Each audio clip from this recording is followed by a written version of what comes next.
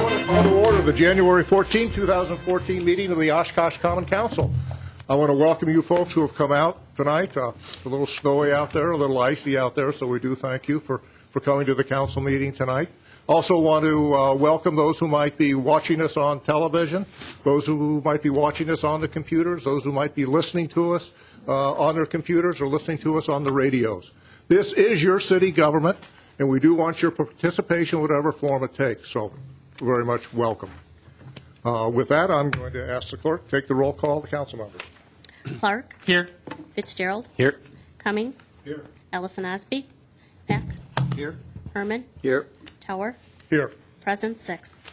Councilmember Osby is sick tonight and called shortly before to let me know that she would not be able to be here tonight because of illness. Okay, I'm going to ask everybody to stand, and we'll have the invocation led by Councilmember Clark, and then we'll do the Pledge of Allegiance led by our students. As we gather tonight, we are grateful for the good things that have come to this city. May our decisions always be ones that are for the well-being of all whom we govern.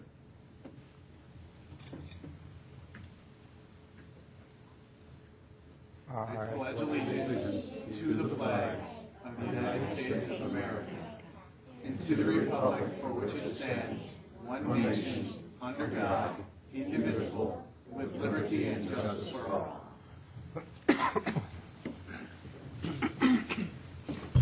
Hey, students, I want you to stay up here. Turn around and face the people out there.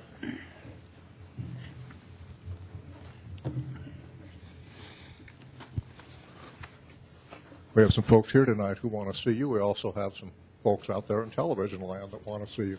We do very much appreciate you coming here tonight, spending a little time with us and doing the pledge, particularly on such a difficult evening out there. We'd like to find out a little bit more about each one of you. So what I'm going to do is I'm going to pass the microphone down the line here.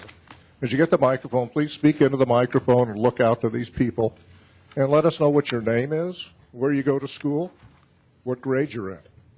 And the question for tonight is, what might be one of your New Year's resolutions? We know when a new year begins, most of us try to come up with a resolution about something we're going to do the next year to maybe make our lives or other lives a little bit better, a little bit easier. My name is Bailey. I go to Reed School, and I'm in 5th grade. And my New Year's resolution is to do better in school. My name is Jacob, and I go to Reed Elementary. I'm in 5th grade, and one of my revolutions, I don't know, whatever, is to learn more in school. My name is Elizabeth, and I go to Roosevelt. I'm in 1st grade, and my New Year's resolution is to treat my brothers better. My name is Addison, and I go to Roosevelt, and I'm in 1st grade, and my New Year's resolution is to play the piano.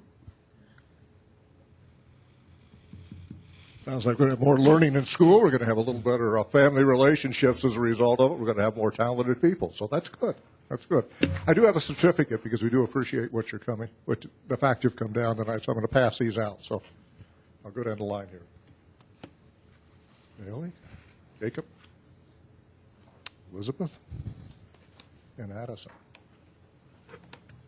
If you join me with some applause.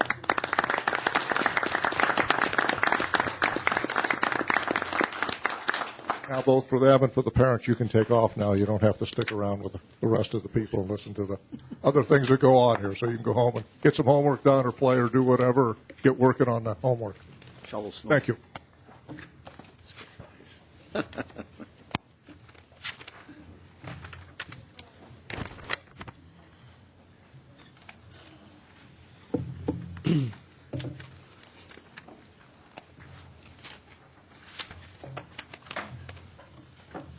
Okay, the first, I'll wait a couple seconds here.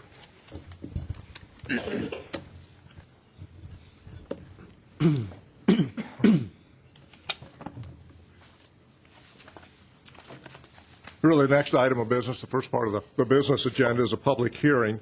We'll not be voting on this particular public hearing tonight.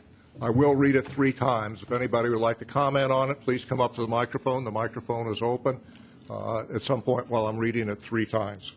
This will come back for discussion and approval by the council at the next meeting. There will also be another opportunity if someone wants to speak to it at that meeting. Okay, ordinance 14-02, approve rezoning 2490 Jackson Street from M3 General Industrial to R3 Multiple Dwelling with a planned development overlay. Second reading, ordinance 14-02, approve rezoning 2490 Jackson Street from M3 General Industrial to R3 Multiple Dwelling with a planned development overlay. Third and final reading for tonight, ordinance 14-02, approve rezoning 2490 Jackson Street from M3 General Industrial to R3 Multiple Dwelling with a planned development overlay. I see no one coming forward, so I'm going to take the next item on the agenda, which is citizens' comments to council. This is when it's an opportunity for any citizens to come up to the microphone and maybe make mention of a concern they may have with something in the city, or maybe they might want to make a positive comment about something going on in the city. We do ask that when you come up, you give us your name, you give us your address, limit your comments to no more than 5 minutes, speak directly to the council. There's to be no election hearing.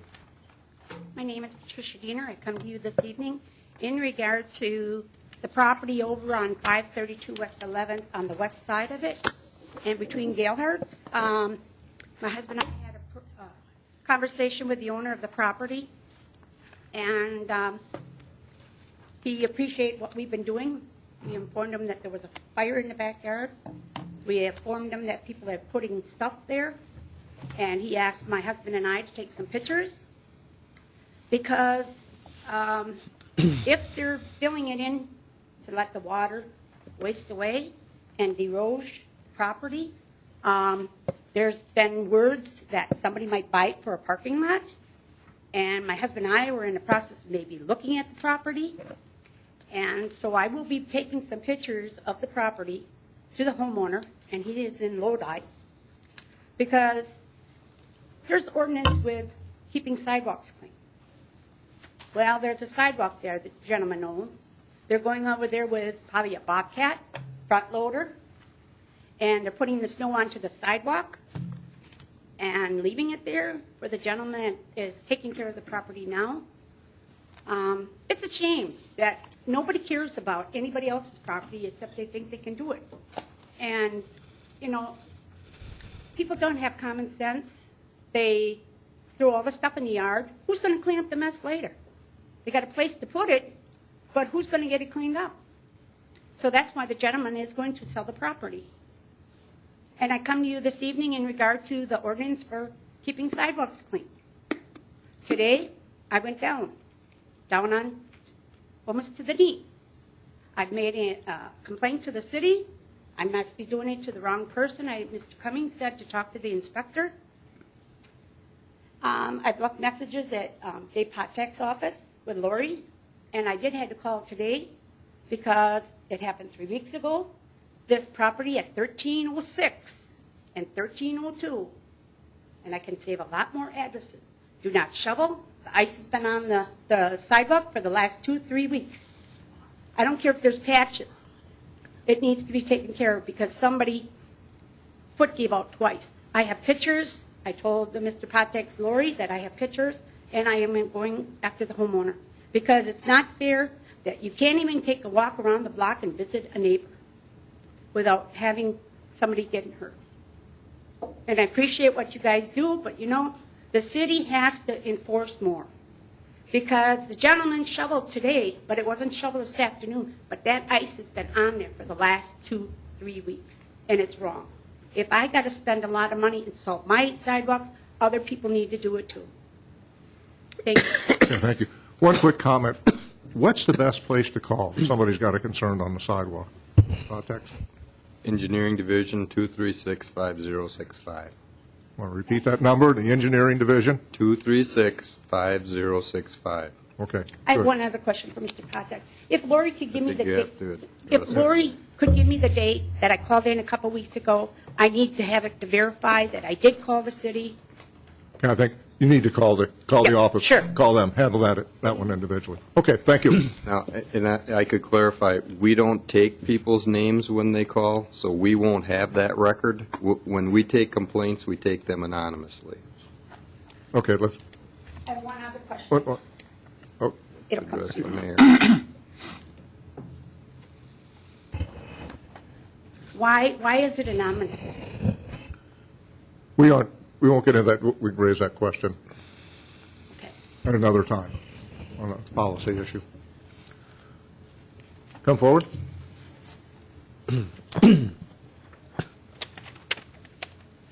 My name is Mi Yang. My address is 2825 Prairiewood Drive, Oshkosh. I have recently been elected as the president of the Hmong Service Center, a local nonprofit organization that has been around for 30 years with a mission to serve the low-income families, refugees, and citizens with language barrier in the Oshkosh-Winnebago area. Tonight, I am here with a few members from the organization, and we are here because we have great concerns on the welfare of the organization as a result of activities committed by our former president and his administration. We want to bring these concerns to the City Council members' attention. 2 years ago, the Hmong Service Center was granted permission by the City of Oshkosh and the Winnebago County to hold 4 major fundraising events at the Winnebago County Park in 2012 and 2013. The funds that were made from these events were supposed to be used to develop programs and services under the center. With thousands of dollars of funds raised from each event in the last 2 years, there have been no services, no programs, no membership annual meetings, no financial reports of any kind, but thousands of funds raised have gone missing with no explanations. The former president, Mr. B. Lee, and his administration's 2-year term ended on December 31st, 2013.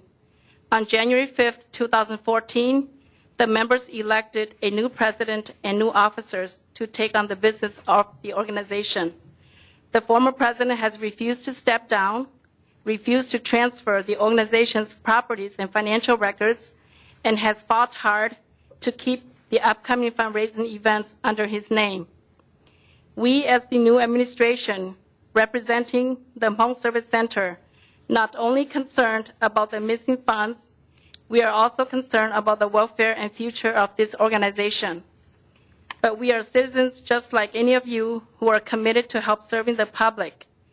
We are not rich to go out there and hire legal counsels to represent us. We understand the City of Oshkosh issues permits to major local events. We request that the City of Oshkosh not issue permits to former President B. Lee for any future events under the Hmong Service Center's name to prevent any further fraud. Any future event permits for the Hmong Service Center should only be issued to the administration officially elected by the members of the Hmong Service Center. Thank you. Okay, thank you. I think one thing, we don't have any control over the private organizations, and so, but we heard what you had to say about the events, and at any point in time an event comes up, you could come raise a point if you'd like. Mr. Mayor, I'll point out that Ms. Yang has requested a meeting with me this week, and so I'll be meeting with them as well. Okay, very good.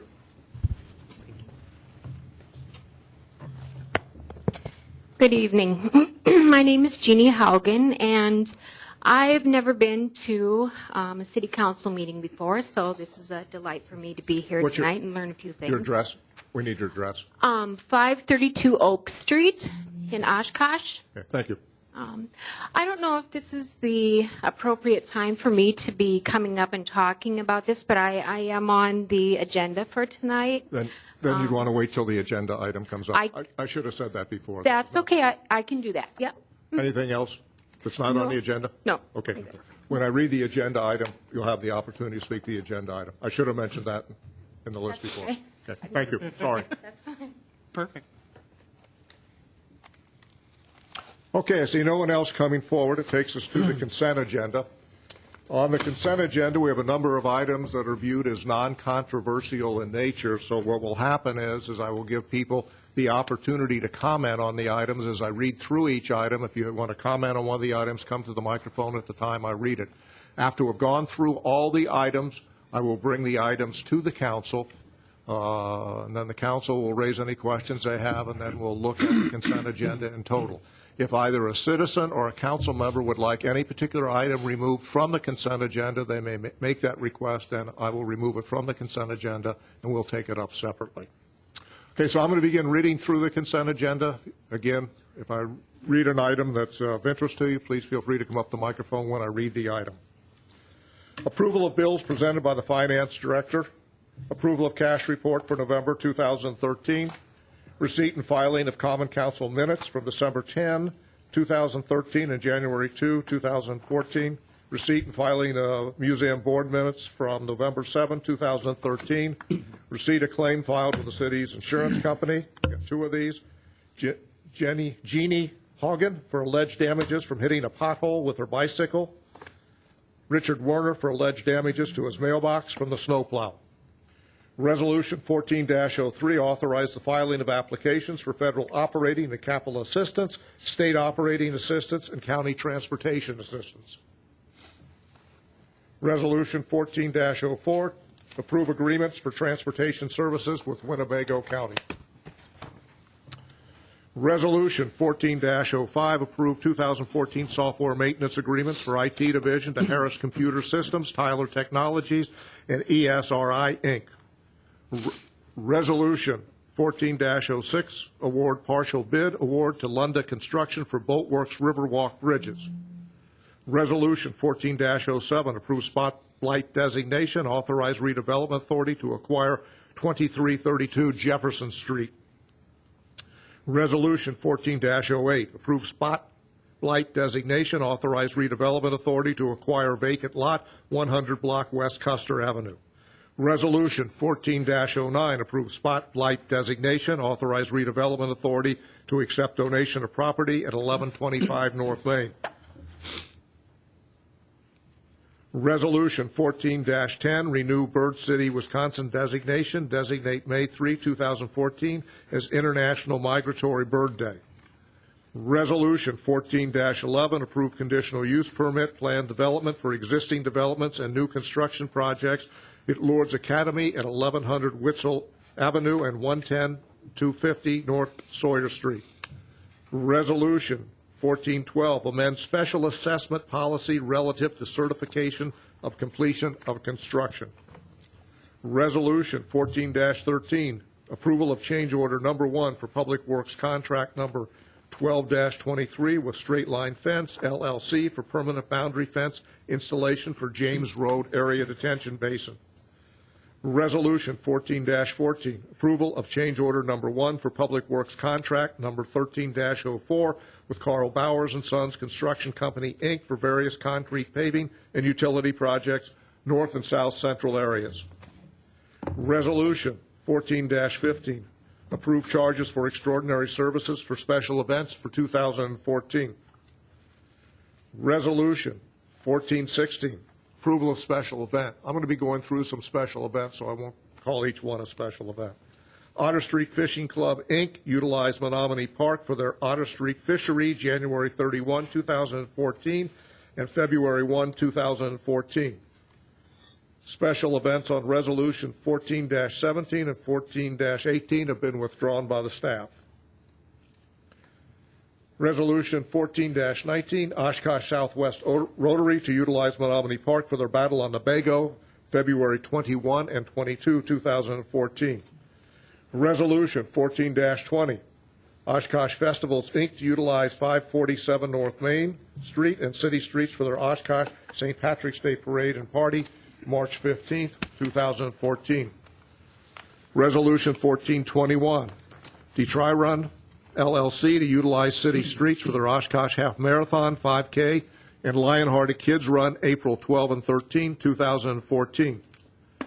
Resolution 14-22, UWO LGBTQ Resource Center to utilize streets for their 5th annual Fox Valley LGBTQ Ally March April 17, 2014. Resolution 14-23, approval of Oshkosh Fast Club to utilize Reach Diamonds at Menominee Park for their Greater Raider Open Fast Pitch Tournament, May 30 and 31 and June 1, 2014. Resolution 14-24, Oshkosh Farmers Market, Inc., to utilize city streets for their Oshkosh Saturday Farmers Market this summer, June 6, 2014 through October 25, 2014, every Saturday.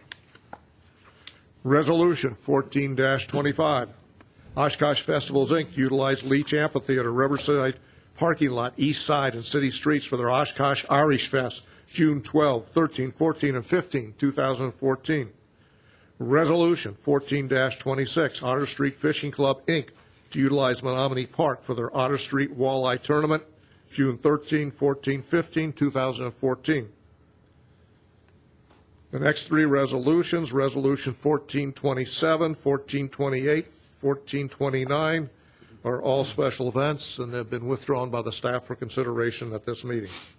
Resolution 1430, approval of special event again, Otter Street Fishing Club, Inc., to utilize Menominee Park for their Otter Street Kids Fishery, August 9, 2014.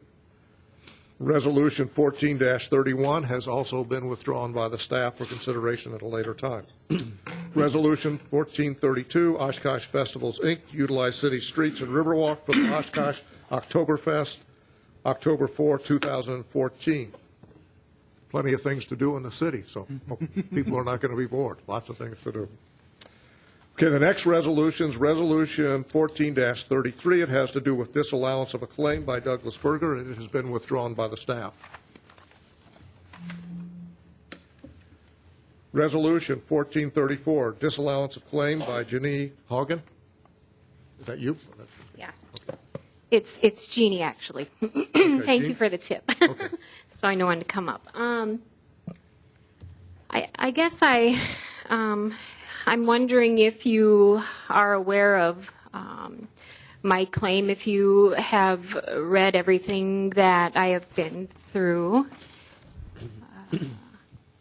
No? Yes? Council members don't see all the backup. They do not. We get Okay. a copy of the letter from the recommendation. Okay. Comes from the staff, which has come from the insurance company. Okay.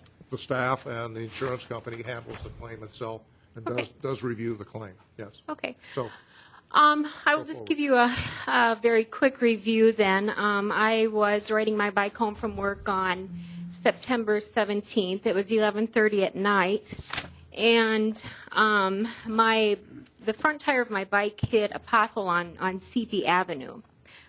It's actually at the intersection of CP and Mill. I went down, and the consequences were I broke my arm and I dislocated my shoulder. I had just started a job at Centennial Inn and had only worked there for maybe 3 weeks. So when the surgeon said, you're going to have to be off for quite some time, I was kind of alarmed because FMLA wouldn't kick in. No insurance until I'd been there for 30 days. So I was kind of up a creek without a paddle. The claim that I filed was, I know it was over $7,000 for medical and over $6,000 in lost wages. It's been very difficult with no income. And I just want to understand, I'm not understanding why you're disallowing it. And I don't mean to be, snooty about it or anything, but if you could just answer that for me. Mr. Mayor, I did speak with Ms. Haugen by telephone. The claim was referred to our insurance company, and I did explain, under the Wisconsin statutes, municipalities are granted some protections under the law. If we are not aware of a defect, such as in this case, it's a pothole, it's unfortunate she was on her bicycle. We do see a lot of those types of claims with cars as well. If the city is not aware of the condition if the city is not aware of the condition, the city is not held liable for it. The city would only be held liable if we're aware of the condition and we fail to take appropriate action So in this case, the insurance company did their investigation, and they found that there was no evidence that the city was aware of the condition until, unfortunately, after Ms. Haugen had hit the pothole, and then we went out and repaired it. But under Wisconsin law, because we weren't aware of it, we are not liable. In this case, the denial really is not a final step in that Ms. Haugen could go to court. This doesn't end the process, so to speak, but it does shorten her time limit. She would have to do so within 6 months of getting our notice of disallowance. Thank you. And that's not a problem for me, 6 months. I personally, I kind of wonder about no one knowing about that pothole. Maybe not, but potholes don't just appear overnight. And I guess I'm also wondering, who is responsible for keeping our streets safe? Who is? I think we all are. Public Works, when we realize what's going on out there, the Public Works Right. Department, we do the best they can when we're going through periods of time like we're going through now with thawing and freezing pop-up. Potholes do pop up overnight. That is a reality. Right, and Very unfortunate reality. I understand that the weather has a lot to do with that. But I'm also wondering, has anything been done to that pothole? I filed this claim actually before the snow started flying.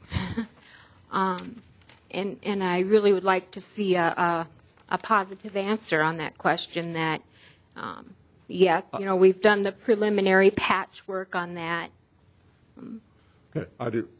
I don't have an answer. I'm going to ask Mr. Clark, do you have a question pertaining to that? I was going to respond to her question. I just have I understand as an individual who was involved in a rather severe bicycle vehicle accident, I understand the injuries and how long they can linger. And so I understand and I appreciate that.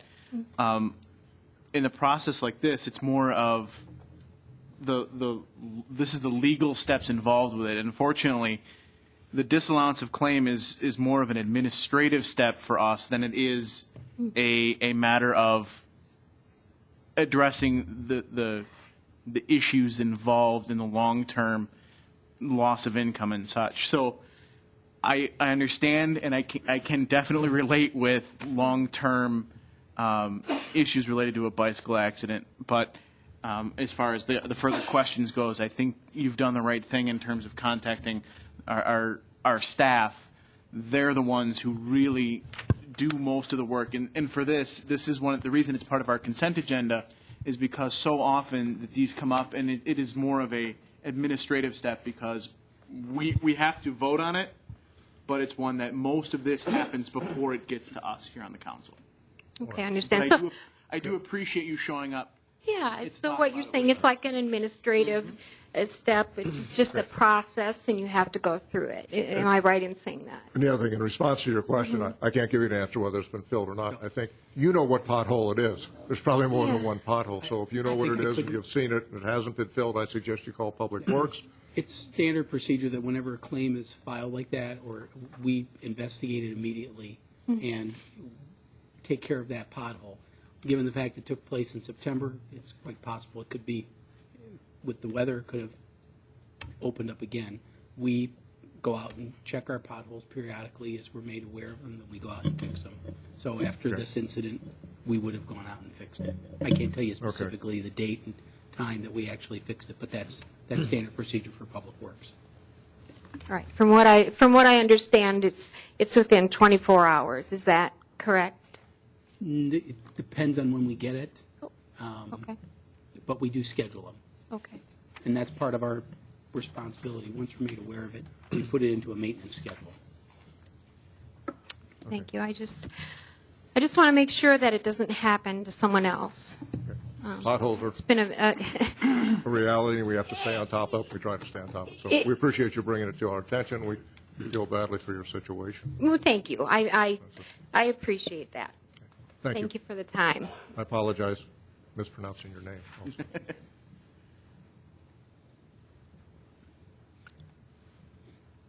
Resolution 14-35, disallowance of claim by Patricia Krause. Resolution 14-36, disallowance of claim by Richard Werner Sr. Resolution 1437, approve Class A fermented malt license, combination Class B license, special Class B licenses, operator, taxi cab driver, and secondhand dealer licenses. And that's the end of the consent agenda. If anybody missed one and wants to come up now, feel free to do so. If not, I'm going to bring it back up here to the council and see if there are any questions, comments, or any desire of the council member to have anything removed from the consent agenda for separate consideration. Mr. Herman. Thank you, Mayor. I'd like to pull 14-12, which is the amend special assessment policy relative certification completion of construction. I'd like to, there's some discussion I'd like to have on that. Okay. That's been pulled. We'll consider it later, so it's taken from the consent agenda. Mr. Mayor, could Yes. I pull Resolution 14-25, Resolution -1432, and Resolution 14-25, 14-32. And Resolution 14-20. Dash which? 20. Dash 20. Okay, so far I have 4 resolutions pulled from the consent agenda. Any other questions or comments? I will ask for a motion and a second on the consent agenda minus 1412, 1425, 1432, and 1420. So moved. Second. Moved and seconded. Any further discussion anybody would like to have?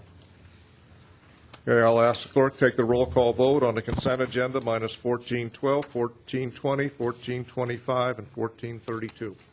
Clark, Aye. Fitzgerald, Aye. Cummings, Aye. Pack, Aye. Herman, Aye. Tower, Aye. carried 6. Okay, that takes us to items removed from the consent agenda. The first one we'll take up is Resolution 14-12, amend special assessment policy relative to certification of completion of construction. I'll ask for a motion and a second. So moved. Second. Been moved and seconded. Discussion. I think, Mr. Herman, you wanted to talk about that. Thank you, Mayor. This policy came out of our workshop, just for council to be aware of, when there was some discussion in our budget discussion that there were times when assessments weren't given out on a timely fashion that caused some cash flow issues for the city, because we have to pay the contractors, obviously, when the work's completed and the bills are submitted. So in discussion, the city manager thought that a policy should be forwarded that would pretty much direct staff to get things done. Tonight, I don't know if Mr. Godey is still here, but there were some concerns apparently on kind of some of the street projects where the state might be involved. There's some other issues that could delay getting all the information so that we can send the notifications out to our citizens. Is there something, Mr. Patek, you think we should have a little more open-endedness? I did talk to the city manager a little bit. He doesn't really think we need to worry about that because of the way it's worded. So I just want to throw it out there for a little bit of discussion, because I do think we need to have it. I think it's important that not only we do the public hearing, that our citizens know that they're going to be assessed. I think it's important that they know when they're going to be assessed so they can start to plan. And then we also give them 10 to 15 years at times to pay out that assessment. So I think we as a city, for budgetary purposes, for our budgets and all that type of stuff, to have this policy is something that we need. But I want to make sure that it works for your department, for the clerk's department, for the city attorneys, everybody that's involved in our assessments. So, Mr. Godey was able to talk to me after the earlier workshop. I think Mr. Roloff and I have talked on state projects. What I told Mr. Godey, I think we have enough information that we can meet this policy the way it's written. The state can take many years to audit their projects, but after 2 years, we would have the numbers that would be very close to final numbers, even though they wouldn't be certified, audited by the DOT, they would be very close, and so we would be comfortable using those numbers to meet this deadline. Okay. How would if, let's just say there was a big issue or a big discrepancy, how would we go about if we would have to, would we have to have a public hearing to reassess our citizens? The only time we would need to have a public hearing to reassess is if the cost that we noticed the resident on, or the property owner, exceeded, or was exceeded by the new estimate. So it's very unlikely that those cases would be. If anything, we're probably a victim of trying to get the number down so we don't overcharge somebody when we don't need to. So we're trying to get the number right, and if we know that the DOT might drop a number, we do that.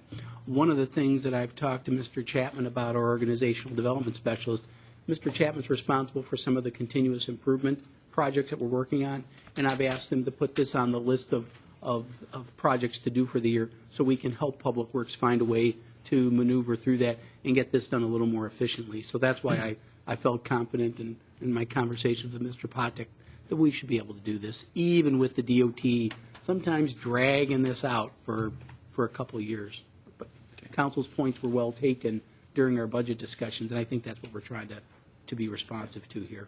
All right, so you're comfortable with the language, the wording, everything? Yeah, the applicable construction contract was really the language that Dave and I ultimately settled on that we felt was appropriate. So what it's applicable, it's not the city's contract, it's the city, could be the state, whomever is the lead agency on that contract. And anytime we develop a policy, obviously if there's an issue, that can always get brought back to council for kind of an extension or a waiver because of circumstances beyond our control or your control and things like that, correct? We have no issues? Correct. This isn't a code issue. This is a policy direction from council. We can come back if something was weird that needed to get fixed. Okay. Very good. Any other questions, discussion? Ask clerk to take the roll call vote on Resolution 14-12. Clark. Aye. Fitzgerald. Aye. Cummings. Aye. Pack. Aye. Herman. Aye. Tower. Aye. Carried 6. Okay, takes us to Resolution 14-20.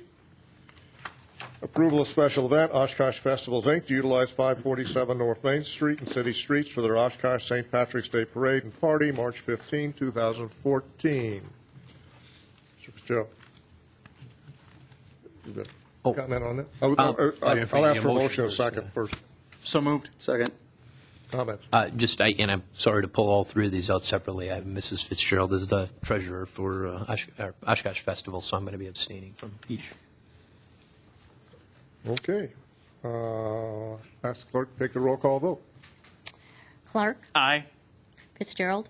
Abstain? Cummings. Or present? Aye. Pack. Aye. Herman. Aye. Tower. Aye. Carried 5-1 present. Okay, takes us to Resolution 14-25. So moved. Second. Been moved and seconded by council members. I assume. Any discussion? Yep. Okay, I'll ask clerk to take the roll call vote on Resolution 14-25. Clark. Aye. Fitzgerald. Present? Cummings. Aye. Pack. Aye. Herman. Aye. Tower. Aye. Carried 5-1 present. Resolution 14-32, in approval of special event, Oshkosh Festivals, Inc., same group, to utilize city streets and Riverwalk for their Oshkosh Oktoberfest, October 4, 2014. Ask for motion second. So moved. Second. Moved and seconded. Any discussion? Seeing none, ask clerk to take the roll call vote on Resolution 14-32. Clark. Aye. Fitzgerald. Present? Cummings. Aye. Pack. Aye. Herman. Aye. Tower. Aye. Carried 5-1 present. Okay, it takes us to pending ordinance 14-38. I will read it. If you'd like to comment on it, please feel free to come up to the microphone. Ordinance 14-38, approve rezoning block bounded by Witzel Avenue, Sawyer Street, Southland Avenue, and Jocelyn Street, excluding 230 North Sawyer from R1 Single Family, R3 Multiple Dwelling, and C2 General Commercial to C1 Neighborhood Commercial with a planned development overlay. Anybody like to come forward to speak to that? See no one come forward, bring it back to council for a motion second on ordinance 14-38. So moved. Second. Any comments, discussion, questions? I have one question for Mr. Burrich.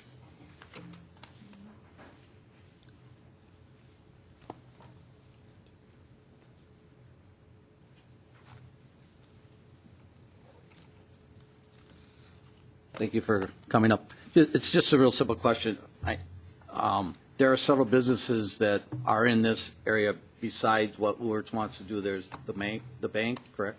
The bank was purchased by Lourdes, so that's. And the dental office was too? Yep. So the whole block is owned by Lourdes so that none of this zoning change would affect any potential sales of these properties if they choose to sell them Correct. later on? Correct. We've actually, I think we carved out around the dental clinic, or around the dental office. So the dental office is not part of this? Correct, it's not. But I know that there's been, I think we had an issue with a couple homes that wanted to try to sell and they couldn't get loans based on the zoning. Would this affect that? No. That was not. office at all? Nope, it will not. Okay. No, it's just for the block, pretty much, well, it does, it takes in all of the Lourdes property, so the PD covers their broader campus.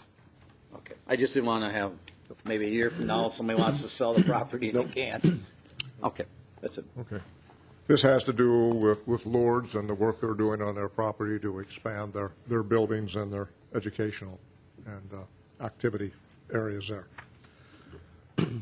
Okay, any other comments on this?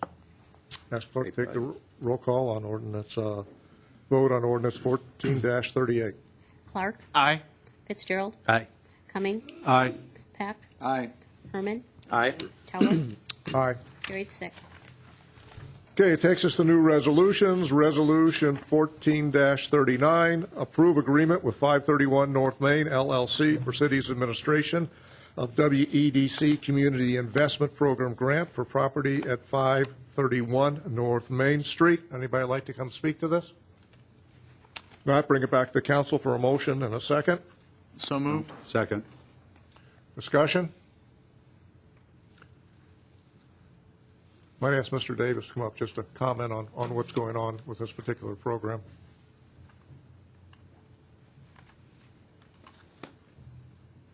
Yes. What's actually going on? What's here? going on? What's the grant? Because there's a grant here the city's involved in, but there's Yep. no dollar commitment by the city. Correct. This would be a grant program through the Wisconsin Economic Development Corporation. The city would apply, or did apply on behalf of the applicant. Dealer Fire 531 LLC is the property owner. Dealer Fire is the business involved. The chamber and representative of Dealer Fire are here if you have any specific questions regarding any other pieces of the financial information. All the matching funds for the grant would be coming from the private sector. The city has no money into this particular project. We serve as a conduit of grant funds from WEDC to the business, and that would be grant funding. And this is the agreement that they would meet the requirements of the grant funds. We'd pass that through from WEDC to the recipient. Questions? I have a question. Either Mr. Davis or Dealer Fire? Mr. Davis, am I correct in understanding there are also historic tax credits that might be available for this? Yes. In fact, the state just raised the percentage for the state share. So in theory, I think it could, with the federal and state tax credit, there could be up to 40%. And I think that would be the intent of the owner as well. We have met with the state historic architect on site with the chief building official, and I think the developer's architect and the owner's representative. So I think they are going down that way, and we'll be able to use existing historic preservation codes for the building permit as well. Because that isn't a historic district. Yes, it is. That being said, I'm sorry.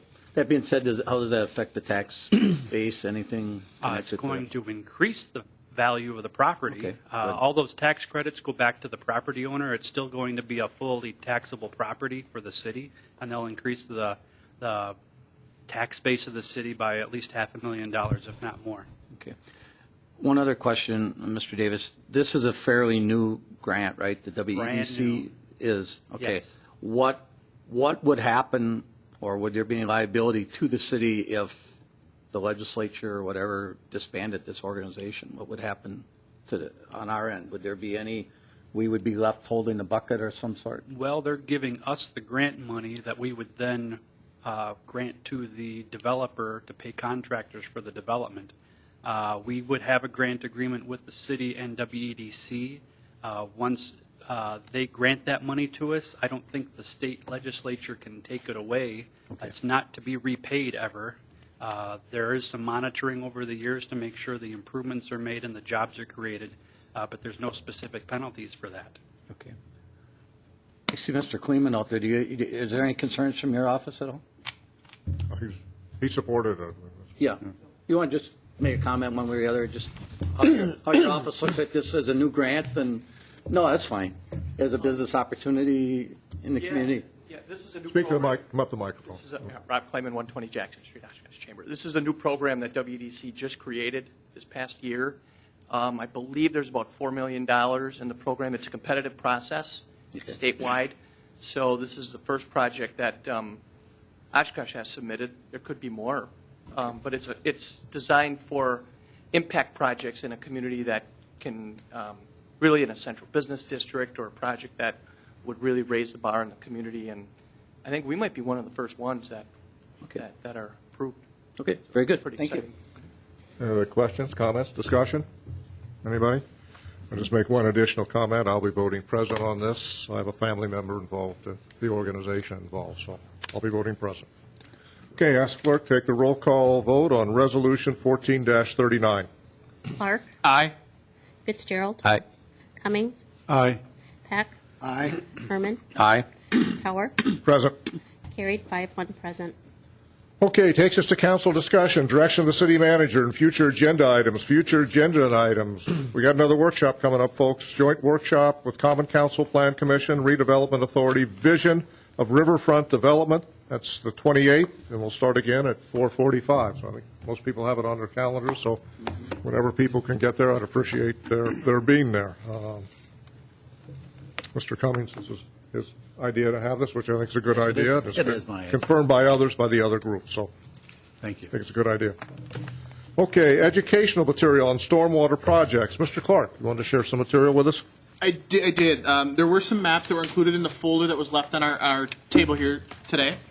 Unfortunately, they weren't able to be included in the packet over the course of the weekend to have you look at them before. This is some education material that the Stormwater Utility Board has been working with. Over the last year, we've been developing a number of things. Last year, in the door hanger that went out with recycling, there was a pamphlet that had some basic information. These maps are a little bit more detailed and will eventually end up on the stormwater page on the city's website.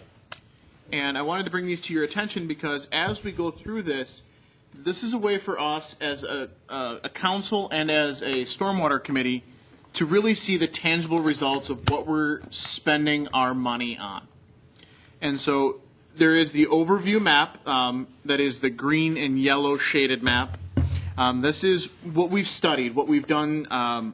There's a detailed level study and a planning level study. This tells you where we've really focused and areas that we've looked at overall. And then the next map is a broad view of the city, and it has the A and the B on the top of it. And this is the index map that has the stormwater projects on it. Then each of the following maps after that is a subsection of that. So you'll see the next one is labeled A3. And that is the little bit more of the central city. And this gives us some more information about where we've touched. So the stormwater detention basin that we put in the City Hall parking lot. Who does that really affect? Does it affect the whole city or a portion? So this gives us some information. And the Stormwater Utility Board is really focused on making sure that people know what's going on, how we're spending their money. And if you happen to go out to North High School and visit the detention basin we put out behind North High School, you'll also see an example of some of the signs that we're putting at our major flagship projects, the detention basins and some of the pump stations and such. That gives you more information about that project as a whole. So I wanted to bring these maps to your attention so that you could really see exactly what we've been able to accomplish with our investment so far, and it still gives you that idea of what we still have to do. It is still a work in progress, and so as we continue to improve, these maps will be updated. But I wanted you to be aware of the resources that the committee is investing time and effort in to make sure that both the council as well as our citizens know what's going on in their community and how their money is being spent. Anybody have any questions at this point? If not, thank you for bringing this to our attention, and thank you for the maps, because there is indeed, there has been a lot going on, but there's, as you indicated, it is a work in project and in process. We've done a number of things, we've spent a lot of money, but they've had a positive impact. And this is another one. Stormwater, but we still have more stormwater control. So And this is thank you. another one that I want to highlight the work that staff has done, because putting this together, I know some of the demands that we've made, that the Stormwater Committee has made, and questions that we've asked staff have been pointed at times, and I really want to let everyone know that the staff has done a wonderful job in providing us with timely information to make good decisions. So thank you in particular to Mr. Godey, who has been at all of our meetings. So. Thank you. Okay, that takes us back to citizen statements to council. It's a second opportunity. If somebody would like to come forward, mention something positive about the city or indicate a concern, please come to the microphone, give us your name, address, limit your comments to 5 minutes. Direct your comments to the council. Don't speak anything on the agenda. No electioneering. And if you spoke at the first citizen statements, then you cannot speak at this citizen statement. If anybody else would like to come forward to speak, the microphone is open. Seeing no one coming forward, we will move forward, and that will take us to the city manager announcements and statements. Mr. Roloff. Thank you, Mr. Mayor. There's a memo in your packet regarding an engineering services agreement that we executed with Midwest Engineering Services. This is geotechnical work that they do for us, that we've hired them to do for the 2014 capital improvement projects. It was slightly over $25,000, which triggers my report to council on that. I'm going to skip over 47 for just a second because that'll take a little longer. I want to point out that tomorrow night at 6 p.m. we have an open house at the Senior Center on the proposed new residential design standards. That's the workshop that the council had with the Plan Commission and the Landmarks Commission a few weeks ago, and this is now the open house where we're going to have a brief presentation at 6 p.m. and then an open house at 6:30 to just answer any type of questions, dispel any kind of misunderstandings that may exist about this. The staff's put a lot of time into that, and I know the council and the Plan Commission and Landmarks Commission has also expended a great deal of time. There's a little bit of concern and controversy because of some misunderstandings of it, but I think it'll be a very good process to air some of those concerns and get those out. So that's tomorrow over at the Senior Center in the Willow Room in the back in the south building.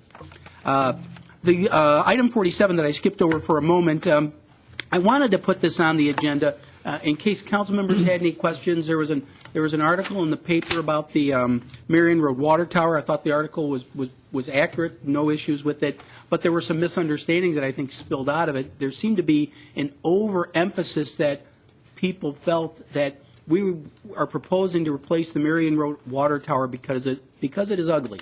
And I would submit to you that that's probably a fair observation, but that's not the reason we're doing it.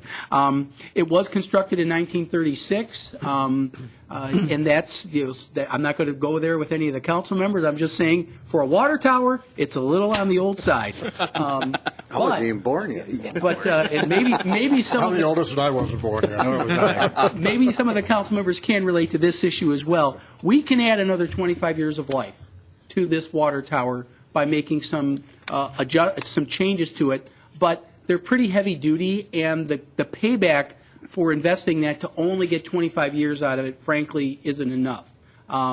We believe that it's much more cost effective to replace the water tower. So the question is, well, do you really need another water tower? And I think some people, because of the aesthetic issue, they're hoping that we can just do away with it. Well, there's really 3 issues that go along with the need for a water tower. It has to do with storage, amount of storage that we need for our water system, pressure, reliable water pressure for for the residents, for any users of the system, and then in particular, fire flow. Those are really the three components. And as we learned, part of our rating for fire insurance purposes is 40% is based of it on fire flow on this specific item. So water tower storage is important. Mr. Patek provided you with a little schematic of our water system, and it shows 4 water towers plus the clear well that we have over at the filtration plant, and it just shows you the different heights of our water towers. And as you can see, we do have a high pressure zone in the southwest part of the city, but then we also have, this was in your packet, it's this schematic right here. It's a little technical, so I'm just trying to give you my... Is that an engineering diagram here? Yeah. How'd you notice, huh? But as you can see, there are 3 water towers in the main pressure zone, all within 1 or 2 feet of one another. You need them the same height to maintain that pressure. So we have those in there, but you can see one was erected in 1975, another one in 1999. Generally, 75 years is considered a good life out of a water tower. So we've gotten our money's worth out of this tower. But we do need to maintain pressure in the central part of the city. We have, from the filtration plant at the end of Merritt, we have a main, 20 inches, Dave? 20 to 24, that actually goes right by here, right by City Hall, that gets over to this water tower. And that's the first place that the water goes after it leaves the plant. To maintain pressure in this part of the city, we need that pressure, we need the pressure that's offered by a water tower. You could eliminate it, and you could still have the height of these other towers, but the pressure loss, the farther you're away from a water tower, drops, because it's just not getting the oomph that you get from the gravity feed of a water tower. So you need them strategically placed throughout the city. So we have one on the west side, we have one on the north side, and then we have one in the central city, which serves the south side and central area, and then we have the high pressure zone way in the southwest part of the city that is different from this discussion. But you can see that the 3 pressure zones are needed to maintain a constant, reliable pressure in this part of the city. And again, it's the first place that you pump water to once it leaves the treatment plant. So the question might be, well, do we need that much storage? Our water needs are based on industrial uses as well as residential uses, but residential use is still pretty significant. You can see that in the main pressure zone, our average day is almost 6 million gallons a day, and our max day is about 8 million gallons. But we need 3,500 gallons a minute just for fire pressure alone. If we had a major fire, we'd need 3,500 right at the top. The fire we had the other night probably didn't even get to this much, but when we have fires like we did the other night, you need that constant pressure, even though it was in the middle of the night with not a lot of demand. Obviously, at the middle of the night, residential demand isn't that great, but you need that one-time oomph of pressure. And I would guess that probably this tower was the one that provided the most water to that fire on the south side. So it's very important for that. Those are the components that are there. With that said, some people might say, well, could we look at another location? But the location in the general downtown area is strategically located. The wisdom of the city 75 years ago was correct to locate it there, and that wisdom continues today, and our analysis has indicated that that continues to hold. Will it be the same ugly water tower that we've enjoyed for the last 75 years? No. There are a variety of different tower types, and a lot of times it is based on what the construction costs are at the time. I actually, when I was my previous community, I built 2 water towers in the time I was there, and we went with a different one each time. The second one that was done shortly after I left, and it was a different materials and design than the first one, and it surprised me because the first one was less. I found out that based on what the bidding costs were at the time, that the other version was just happened to be less expensive, and when you do a life cycle analysis, it just made more sense to do it that way. So those are the factors. So I can't tell you exactly what water tower would be there, but to the degree that it is an aesthetic issue as well as an economic issue, we'll be providing council with the different ideas on what's out there in the latest and greatest with water tower designs. We certainly want to be sensitive to the how visible that water tower is in the central part of the city, to the skyline. It's right outside my office window. I see it every day, and as do a lot of people. But we want water towers can be a source of local pride, but the reason we have it there is because of storage, pressure, and fire flow. Those are the primary components. So that's my presentation, unless you have any questions, or Dave, if you have anything to add to that. No, this was the simplest diagram. Thank you. Mark, what are we looking at as timeline? I'm gonna defer to Dave on that one. We're doing additional design this year. I believe the CIP, I didn't bring my CIP, but I believe the CIP shows the construction of a water tower in 2015. I just a quick question for Mr. Podek, and I am not a physicist at all, but I thought I've heard in other communities that detention basins, detention ponds are used for the purpose of providing water pressure, and I don't know how that would be. I mean, I'm not a plumber either, so I don't know how that would work. But I miss mentioning that because the mayor had asked me that the other day as well. You can do what's called a pump station, but then you're relying on constant energy use to keep that under pressure at all times. That can be done, but the advantage of having a water tower is you pump it up there once and it draws down as it's needed. So in the middle of the night, you're not using any electricity because you've already done everything you can. The other advantage, if you can allow, our folks manage the height of the water tower electronically, so they know that based on demands that in the middle of the night, they can fill the water tower up when the demand for electricity is much less. So we can avoid having to pay peak demand costs by pumping it up at non-peak use times. And we manage that through the day, and that's where our electronic control systems keep an eye on that. It's much more cost-effective to use a tower than it is to use a water pump station. But if your question was detention basins, well, maybe I worded it wrong, but I mean, I'm thinking we're of laying over here, Dave. yeah. You gotta bear with us. so I just was, this is drinking water versus storm water. Yeah. He knows the difference between that. On just a kind of a side note, maybe, you said the importance of this tower, and we're building it in the same location. What are we doing in the meantime, since we're going to be down a tower, right? Or is that tower going to get torn down after the new one is put up?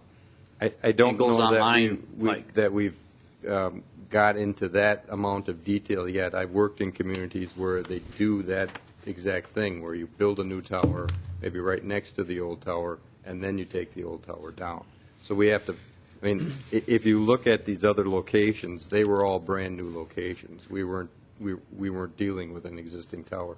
This is the first time, other than the water tower that we had at the water treatment plant, that was the only existing water tower we've ever taken down. Okay. So that's something we'll have to do some analysis on. Okay. What you typically do is take a look at it. First option is take it down, especially if that was going to be going exactly on that site. What your water system would be. You take a look at that main pressure zone box in the middle of that sheet, and it shows you the average day demand. What would happen to the water system if you took it offline? And then you calculate the numbers. I would suspect that it would probably the first person that would speak up would be the fire chief. Right. And we probably would do what Dave's suggesting, is just find a location adjacent to it, build a new water tower, and once it's fully functional, then you knock the other one down. That's more likely. I guess the only concern I had is, that Marion Road area, we have quite a few apartment complexes close together. We have businesses in that area. You're talking about major fire, Understanding, of course, that with operations of the water utility, there are always times when a tower is down. They have to they have to empty it to do inspections, or periodically they take it down to paint it. So we've worked around towers being out, but it's typically not for a long period of time. So that's going to be the question. How long could we operate without it? If it was like a 2-month period of time, could we build the new tower in 2 months? I don't know. Okay. Just questions at this point. I had spoken with several other people that approached me after the article in the paper saying kind of the exact opposite in terms of aesthetics, where they looked at this tower as kind of a celebration of our history down in the riverfront. So I don't know how that's going to factor into a new tower, but I have had people approach me about this particular tower saying, what about a historical type of structure, or is this structure carry a historical significance for our city or anything like that? So maybe that's a question to kind of keep in the back of our mind, that people are thinking of aesthetics, but they're not all, it's an ugly steel structure. Some of them do look at it as kind of a work of art from a time that we don't have anymore. Celebrating that water tower fed some of the breweries that built this city and some of the names that built this city throughout history. So It'll primarily be an economic analysis for staff, but we'll defer to council on that issue because you're going to get a lot of different opinions on that one. And you know what? That's okay. You guys can have that one. Any other questions, comments? Okay, I'll just make one final comment. We've had some pretty tough weather, and sometimes we get some concerns about Public Works, and that one was raised earlier, but I think they do a good job, and I particularly want to commend them for last week. We had the extreme cold out last week, and fortunately I was out most of those days. And driving up and down the streets when it was minus 18 and the wind was blowing, we had people, Public Works, the Water Department, out repairing lines.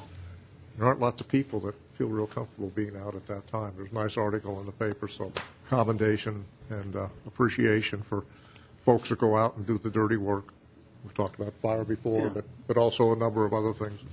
I think there are a lot of positive things here in terms of Public Works, and we got to think about the people doing the work, and so pass on our appreciation. Yeah, that being said, I guess that brings up a question. We're doing this, you had like 4 breaks on Bone in Nevada, I think, right, Mr. Patek, right in that general area where they were doing the testing. That's where we're replacing pipes this coming year, right? Is it because of the H, or was it so totally weather-related? We are doing a project on Bowen between New York and Nevada. In the future, we'll go further north on Bowen all the way up to Murdoch. But actually, I'd have to get some more specifics, but the cold weather is likely going to impact us later in the season as the frost continues to go deeper and deeper. Mm-hmm. I mean, the week we had was cold, and I think a lot of the breaks we saw were just service related, not necessarily a main break, but someone's service. Okay. So. Anyway, so. Either way, it's cold out there. We had 13 main breaks and 46 service breaks. And those service breaks, those are the ones that hit somebody's house, and those are pretty disruptive. And our water distribution guys are awesome. And we'll pass that on. Thank you. Okay, a motion to adjourn. So moved. Second. All in favor? Aye. All opposed? We're adjourned.